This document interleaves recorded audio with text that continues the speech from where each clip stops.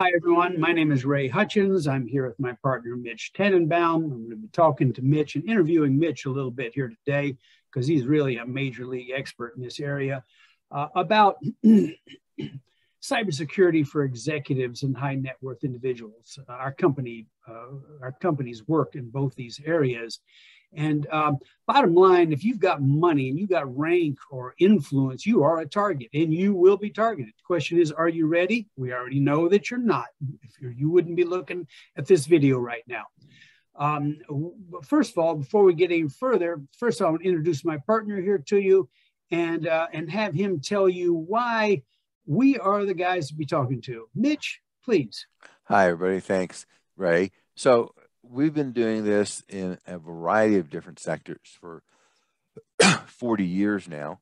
And, it's getting worse.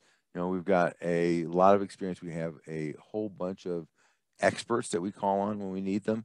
And as a result of that, we can give you a very holographic coverage, right? This is not just one point where you need to go get coverage. You really need to look at this from a very broad perspective, right?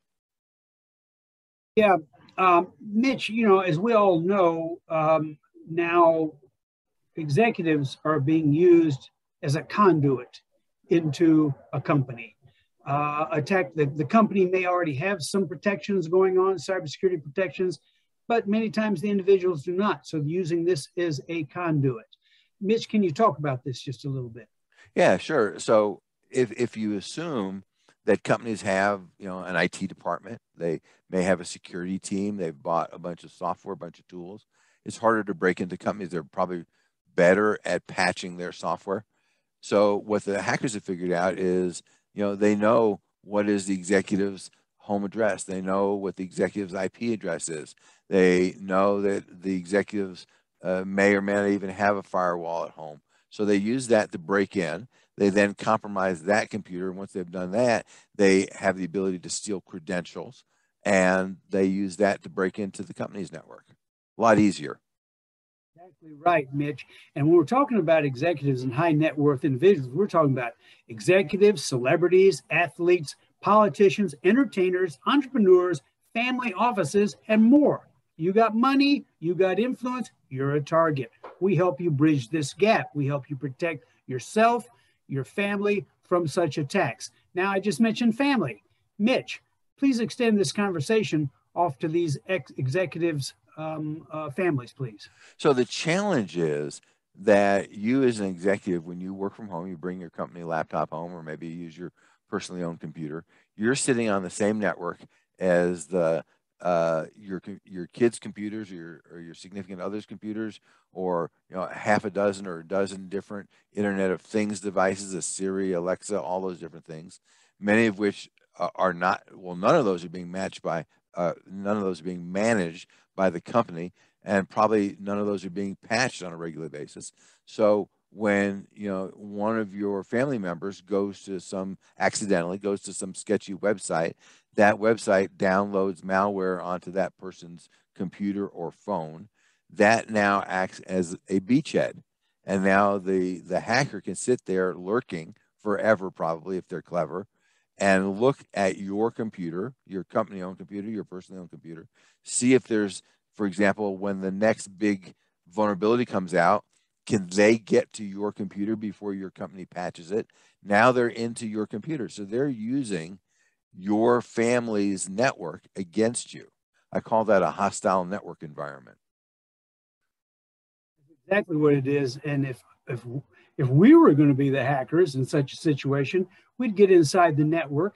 We would get your children or your spouse's email, and we would send you, as the executive or high profile individual, would send you an email with a link in it. You think we can get you to click on that link coming from that source? I think so. And that's certainly one method, but we also could, that one is unfortunate. So there's two different attack methods. The first one is active and loud. That's loud, right? If I send Ray an email and Ray looks at that email, he might ask me, did you send me that email? And I said, no. And then now he knows it's compromised. So that's one tactic. The other tactic is quiet. Just sit there. I'm just going to read all those emails. and maybe I'll respond to them. Maybe I'll forward them to my mailbox in some foreign country. Maybe I'll go off and just gently probe your computer, not enough to set off any alarms. So that's a quiet attack. And they can do both of those, and we can do both of those. Very effective because they know you're a soft target. You are easy to get to in their world and their understanding, and they're getting better and better at this stuff. So how do we help? What can we do? Well, we've got reactive services and we have proactive services. Mitch, would you describe the difference and what our services are on this, please? Well, we'd much rather be doing proactive services all the time. Proactive means we're trying to get ahead of the power curve. We're trying to protect you before the bad guys get in. And when I say you, I mean you and your family and your home network and all of the digital resources, cloud services, anything that you use. So that's our preference. Reactive is what happens after the bad guys get in. So maybe you have ransomware on your computer. Maybe you get an email with a picture of a document that the hacker stole as proof that they broke in. That's reactive services. Unfortunately, that's more painful because now you've been compromised, but we do both of those. Or you might get an email telling you've already been compromised. They've got your information. They need some Bitcoin immediately. So that's reactive as well. But you can get an idea here of what's going on and the nature of the beast, but we can help you. The important thing is you have to take action. You have to take action now. Give us a call. We can talk in more detail about any of this, and we can help you. Thank you for your time. Thanks.